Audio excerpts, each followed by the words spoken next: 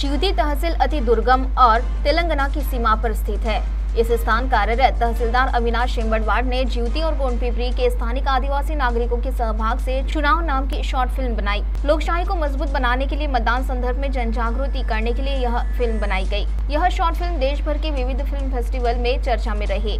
दादा Saheb Phalke international film festival में चुनाव को नामांकन प्राप्त हुआ था और इस बार Filmfare international film festival में चुनाव यह बेस्ट सोशल थीम फिल्म ठहरी। अब तक इस शॉर्ट फिल्म ने अनेक पुरस्कार और सम्मान प्राप्त किए हैं। यह शॉर्ट फिल्म अब न्यूयॉर्क में प्रदर्शित की जाएगी। तहसीलदार अविनाश शिंबटवाड़ ने इससे पहले 3 शॉर्ट फिल्म का निर्माण किया है। स्पर्धा परीक्षा देने वाले विद्यार्थियों की आत्मकथा यह फिल्म भी अब OTT प्लेटफॉर्म पर प्रदर्शित होगी। इसी के साथ ज्यूती के आदिवासी संस्कृति पर आधारित द लॉस्ट पैराडाइज नाम की फिल्म का काम शुरू होकर इसका प्रथम स्क्रीनिंग ज्यूती में किया गया है। तो आइए सुनते इस संदर्भ में इस फिल्म के दिग्दर्शक और ज्यूती के तहसीलदार अविनाश शिंबटवाड़ ने जानकारी देते हुए और क्या कहा।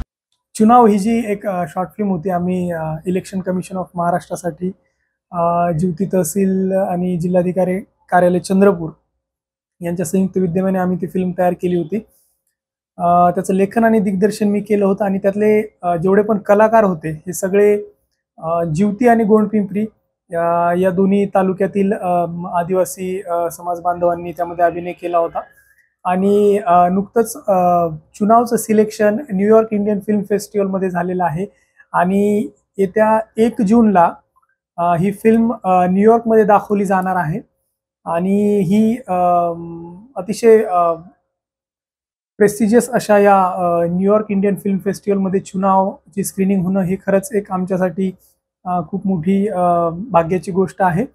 आणि हे सर्व यश आहे त्या स्थानिक कलाकारांचं ज्यांच्या कलागुणांनी ही फिल्म सत्यात उतरू शकली।